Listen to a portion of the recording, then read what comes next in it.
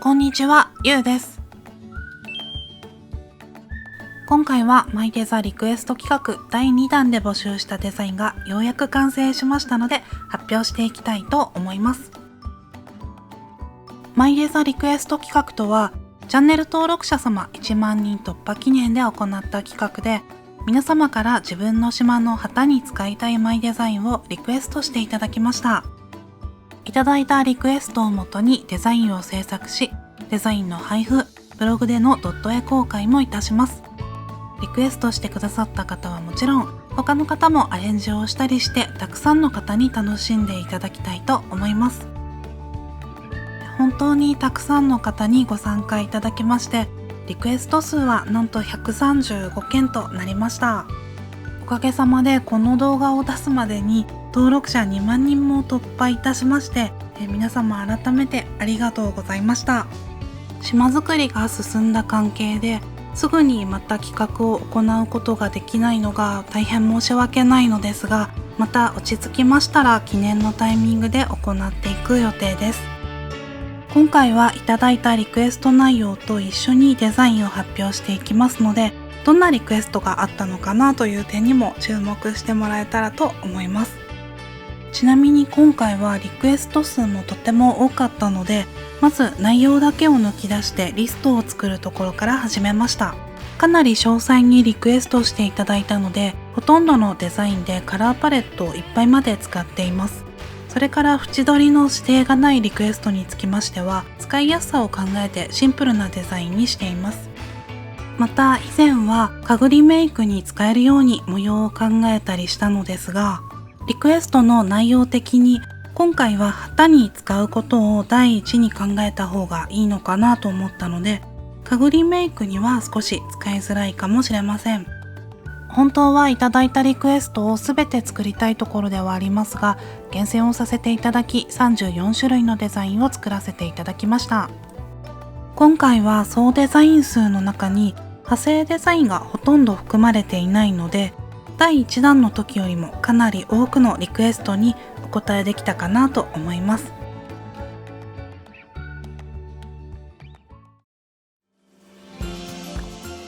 それではいよいよデザインを発表していきます。いただいたリクエストと一緒に島の旗にした場合やそれ以外で使った様子などもご紹介していきたいと思います。リクエストはこちらの動画のコメント欄に書き込んでいただいたものになります。お名前は伏せさせていただきますが、リクエスト内容をご紹介しますのでご確認ください。ちなみにアレンジの仕方やコツなどはこちらの動画でご紹介しています。文字を入れたい方もいらっしゃると思いますので、文字の書き方などは今後の配信や動画でご紹介していく予定です。それでは早速島の旗のリクエストデザインを見ていきましょう。いただいたリクエストは夕方のヤシの木と海という内容です。夕焼け空のグラデーションや雲の柔らかさを表現するのがなかなか難しかったです。リゾートっぽいデザインで特に飛行場にぴったりかなと思いました。背景色が水色のデザインは実際の空と同化してしまいがちなので、上下にラインを入れることで旗としてくっきりさせています。次のリクエストはかわいいチョコパフェ。ピンク系の背景で背景にフリルかリボンがあるデザインでということでした。カットしたバナナやオレオが刺さっているパフェのデザインにしてみました。旗のサイズいっぱいにパフェを大きく描いたので、縁取りはせずに小さなリボンを散らした背景のデザインにしてみました。ピンクの色味はそれぞれ好みが違うと思うので、お好きな色味に変更してもらうのもいいかなと思います。次のリクエストはリアルタッチなジンベエザメ。背景はパステルブルーもしくはピンクやイエローでという内容でした。特徴的な模様がわかるように上から見下ろしたような構図のジンベエザメを描いてみました。背景色はパステルブルーにして、一緒に描いてあったピンクやイエローも天平のような感じでちょっと周りに散らしてみました。少し絵本のような雰囲気になったんじゃないかなと思います。次はエビをモチーフにして背景は古びた図鑑のようなデザインでということでした。図鑑らしく複数匹並べて描こうかなとも思ったのですが、小さくてよくわからなくなってしまったので1匹をしっかり描くことにしました。解説の文字も入れて古い図鑑のページなどを参考に縁取りもしてみたのですが、標本っぽくなってしまったかもしれません。なので旗だけではなくて壁に飾ってみるのもいいかもしれません。次はどんぐりをモチーフにしたシンプルで可愛い旗、茶色や緑色を基調としたデザインでということでした。枝に葉っぱと一緒にくっついたどんぐりを大きめに描いてみました。背景は淡い緑色でシンプルな縁取りも描いてみました。緑と茶色のデザインは木がたくさんある風景とも馴染みがいいかなと思います。クッションや丸太のソファーにリメイクしても可愛かったです。次はふわふわして柔らかい感じのもの、四つ葉のクローバーや綿毛などのデザインということでした。どちらをモチーフに選ぼうか迷ったのですが、今回はタンポポの綿毛を描かせていただきました。背景の指定は特になかったのですが、綿毛が空を舞うイメージからブルーの背景色にしました。また縁取りもシンプルなデザインに仕上げています。次は真ん中に 2,3 個集まっているトマトで、背景は古びた布や紙のようなデザイン、畑にも使えるようなものでというリクエストでした。リクエストいただいた通り、トマトを3個真ん中に集めてリアルなタッチで描いてみました。また背景もくすんだベージュに少し汚しの描写を加えています。縁取りの指定はなかったのですが、バランスを見て緑のラインを加えさせていただきました。次はリアルタッチのガラスのティーポット、ワンポイントでジャスミンの花を入れて、背景は水色寄りのエメラルドグリーンでというリクエストでした。透けて見える中のお茶はジャスミンの花を添えてほしいという内容から、勝手にジャスミンティーかなと思って色をつけさせていただきました。右下に小さく書いてある花弁が5枚あるお花がジャスミンのお花のつもりです。こちらはウェディングなウェルカムボードにもすごく合っていたので、よかったら試してみてください。次はあつ森の青色のスワッグをリアルなタッチで描いてほしいというリクエストでした。スワッグ自体が細かくてカラフルなアイテムなので、なかなか難易度が高かったのですが、なんとか再現してみたつもりです。スワッグが映えるように柔らかい黄色の背景にして、シンプルな縁取りも加えてみました。お花の色味を変えて何種類かバリエーションを作ってみるのもいいかなと思います。次はリアルなタッチの金魚鉢、背景は寒色系のストライプでというリクエストでした。こちらも画像を見ながら頑張って透明感のある金魚鉢を描いてみたつもりです。鉢が目立つように背景は薄いブルーを使ってストライプ模様を描きました。よく見ると鉢の向こう側にもストライプ模様が湾曲して見えるように描いてみたつもりです。背景の模様や色味を変えてあげると和風な雰囲気にもなるかなと思います。次は不思議の国のアリスモチーフ。おそらくアーチタイプの窓から自社猫がにやりと覗いていて、水色や白を基調とした背景、自社猫は赤紫とピンクのカラーでということでした。かなり具体的で細かくリクエストいただいたのでイメージしやすかったです。いただいた要素をなるべく盛り込んで描いてみました。よく見ると歯を見せてニヤッと笑っている自社猫の表情もわかるかなと思います。次はリアルタッチのウイスキーの瓶やグラス、アンティークっぽいベージュの背景で四隅に飾りがあるデザインでということでした。瓶だけでもいいということだったのですが、せっかくなので瓶とグラス両方描かせていただきました。背景もアンティークっぽく見えるようにシミっぽい汚れを描き込んであります。また四隅の飾りは錆びた金属のフレームのようなデザインにしてみました。次は上からの構図のラテアートのデザイン。ラテアートの内容はリーフの模様でということでした。まっすぐカップを真上から見た状態だと少し物足りない感じがしたので、視点を少し下にずらして操作の上にカップが乗っていることがよくわかるようなデザインにしてみました。書いてみて気がついたのですが、リーフの模様が紋章のように見えるので、意外と旗にぴったりなデザインだなと思いました。次はシャインマスカットのデザイン。以前のリクエスト企画の時のリンゴのデザインをマスカットにする感じで、背景はブルーと白もしくは淡いベージュでということでした。かなり大きめにブドウを描いて、リンゴのデザインの時と同じようにシンプルな縁取りを加えてみました。ブドウをなるべく大きく描いたので、縁取りのラインは細めになっています。色味も爽やかで綺麗な印象の旗になりました。次は黄色やオレンジの蜂蜜が満タンに入った丸型の瓶で、紐と紙で蓋をしたもの。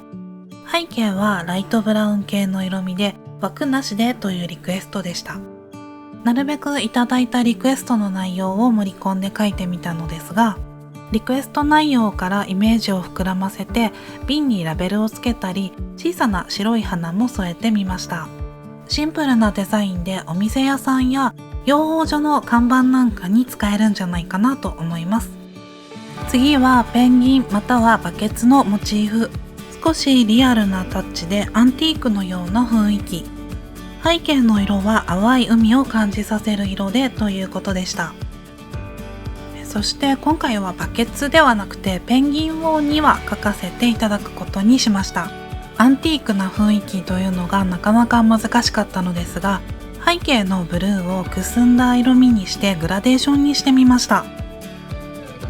次はリアルなタッチの黒のストラップシューズ。赤い靴下を合わせている足元で、できればツタの縁取りをしてほしいということでした。足元ということでどう描くかちょっと悩んでしまったのですが、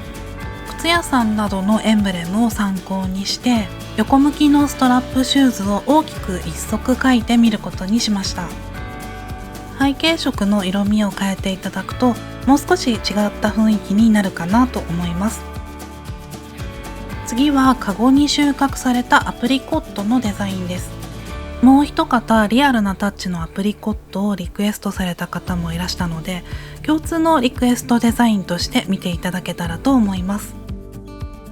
カゴの上に白い布を敷いて、その上にアプリコットを山積みにしたデザインにしてみました。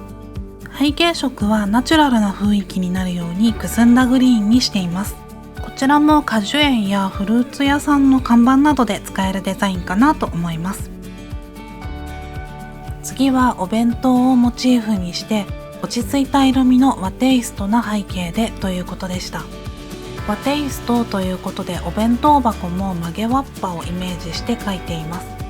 イメージした具材としては梅干しの乗った日の丸のご飯に唐揚げ、卵焼き、焼き鮭、紫キャベツのナムルなどを描いてみました。背景にはお弁当が美味しそうに見えるようにグリーンとベージュで市松模様のラインを入れています。カラーパレットが足りなくて具材の立体感を出すのにかなり苦労しました。なんとか可愛らしいお弁当に見えていたら嬉しいです。次はユリの花がモチーフで背景の柄はシンプルなデザインでということでした。個人的に茎からお花にかけてのつながりがすごく綺麗な植物だなと思っているので、一輪のユリの花を丁寧に描いてみました。背景は落ち着いた雰囲気のグリーンで、四隅にシンプルな装飾を描き加えています。丸太のソファーやウェディングのウェルカムボードにリメイクして綺麗なサロンを作ってみました。次はチェコアニメのような雰囲気の気球。少しダークだけど大人かわいい色味。ブラウンメインでピンク、ブルー、グリーンなどの差し色を使うというリクエストでした。チェコアニメのような雰囲気ということで、鮮やかだけど暗めの色を使って描いてみました。背景も赤茶色を使っています。差し色のブルーとグリーンは気球に、ピンクは雲に使っています。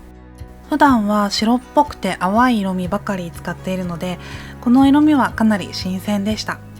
少しでも大人可愛い雰囲気になっていたら嬉しいです。次はアルファベットの N の文字の右側にテンガロンハットを引っ掛けて、月桂樹などで周りを華やかに装飾してというデザインでした。かっちりとした N の文字の右側にブラウンのテンガロンハットを引っ掛けてみました。下にはゴールドの土台のような装飾と、しっかり月桂樹の装飾を加えてあります。背景はモチーフが目立つように綺麗な羊皮紙をイメージした色にしてみました。次はシンプルにオレオのデザインをリクエストいただきました。オレオだなぁと分かっていただけるように頑張って模様を描いたつもりです。少し欠けさせて断面を見せることでよりオレオっぽさが増したかなと思います。背景にはオレオのパッケージにも使われているブルーと水色を使ってストライプ模様を描いてみました。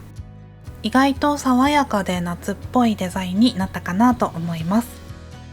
次はピンク系のガーベラと白のかすみ草を使ったお花のリースのデザイン。中に島の名前を自分で入れたいですとのことでした。中央部分が黄緑色で、外側の花弁は淡いピンク色のガーベラを描いてみました。ピンク色だけだと少し寂しいので、黄緑色のガーベラも足しています。小さい範囲でガーベラを表現するのがとっても難しくて、少し別のお花に見えてしまうかもしれないです。また周りに白いドットを散らしてあるのはかすみ草を表現しているつもりです。文字を書きたいということでしたので、カラーパレットを2つ分開けておきました。リースの中央に水平に文字を入れるんじゃないかなと思ったので、かぶさってもいいように両端のお花の描写を控えめにしています。ぜひ文字入れにチャレンジしてみてください。次はオーロラの夜空を背景に崖上で遠吠えをしている狼をモチーフにということでした。少し雪が舞っているとなおいいですとのことだったのですが、オーロラや星空をきれいに見せることを優先させて、手前の針葉樹や奥の山々に雪が積もっているという表現にさせていただきました。上下にラインを入れたことでドラマチックな情景を写真のように切り取ったデザインになったかなと思います。次はリアルなタッチの小さな貿易船。黄色と白を基調とした背景で K の文字を希望ということでした。小さな貿易船という要素から常吉の船が思い浮かんだので参考にして描いてみました。背景の空をイエローにして全体的にビビッドな色味にしています。もし違う形の船をイメージされていたらすみません。でもこちらも可愛らしい感じになったのでぜひ試してみてください。ちなみにこのデザインにつきましては常吉カラータイプも配布をしています。次はアンティーク調の宝箱をモチーフに青や紫色が好きなので寒色系の背景でというリクエストでした。鉄のフレームと木で作られたかなり重厚なタイプの宝箱をイメージして描いてみました。青と紫がお好きということだったので、その中間ぐらいの色を作って背景色にしました。鍵の部分には南京錠がついています。次はゴールド系のアンティークな額縁の中に厚森の緑の菊が書いてあるデザインということでした。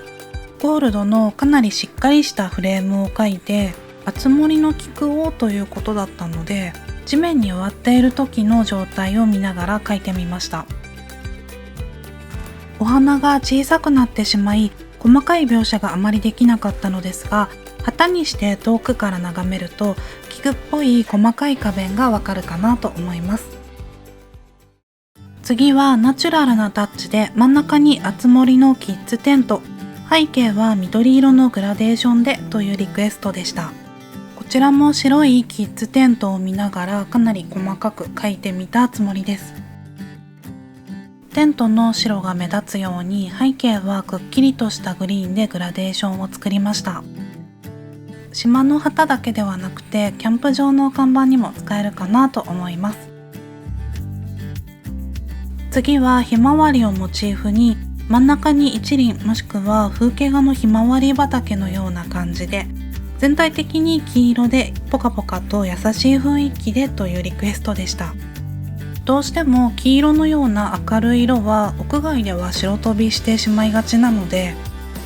背景を落ち着いたベージュにしてひまわりがくっきり見えるようにしました。たくさんのひまわりがぎゅっと凝縮されたようなデザインにしてみました。次はご自身で作られたマイデザインの旗を作り直してほしいというリクエストでした。とっても素敵なデザインで、内容と島のお名前から星をモチーフにしたデザインなのかなと思いました。全体的にあまりデザインは変更せずに、少しだけ落ち着いた色味に変えて、特徴的なクロスした大きな2本の鍵をしっかり描いてみました。もともとが紋章のようなとってもかっこいいデザインで旗にぴったりだなと思いました。次は青と白を使って葉っぱや花を描いたトワルドジュイの模様というリクエストでした。トワルドジュイはフランスの伝統的な生地などのデザインのことで、どれもすごく繊細に描かれているのが特徴的です。私はバラの花とつぼみ、それから葉っぱをモチーフに描いてみました。青と白のどちらを背景にするか迷ったので、両方作って配布することにしました。生地のパターンっぽく四隅がつながるようになっているので、家具のリメイクにも使ってみてください。次は犬のコーギーをリクエストいただきました。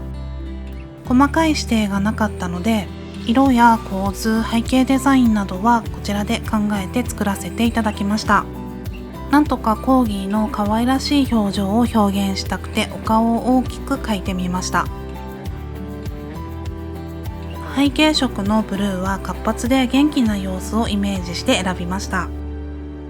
簡単なアレンジとしてフレームをなくして隅にイニシャルなどを入れてあげるのもいいかなと思います。最後は淡い水色でリアルなタッチのシーリングワックス。筆記体のような C の文字と真っ白なツタや小花が文字に絡まっているデザイン。背景カラーは温かみのあるオフホワイトというリクエストでした。シーリングワックスも淡い水色でツタも白色なので、細かく描き分けるのがかなり難しかったです。ツタっぽくするというよりは綺麗な曲線のつるのようなイメージで描いてみました。背景にももう少し描写があった方がいいかなと思って薄くストライプを入れています。今回投稿したデザインは以上となります。今回制作したデザインは34種類、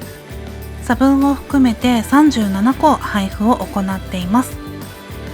第1弾と第2弾合わせると全部で58種類、差分を含め69個のデザインを配布しています。今回のデザインも友人の作者 ID で配布を行っていますので、検索される際はご注意ください。お気に入りのデザインが見つかりましたら幸いです。ここまで見てくださりありがとうございました。今回は本当にたくさんのリクエストをいただき、企画を盛り上げてくださりありがとうございました。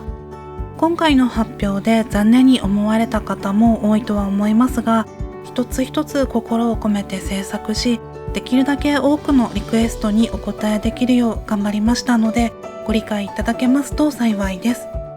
またしばらく先にはなりますが、島繰りが落ち着きましたら企画を行いたいと思いますので、今後の島づくりの様子を見守りながらお待ちいただけましたら嬉しいです。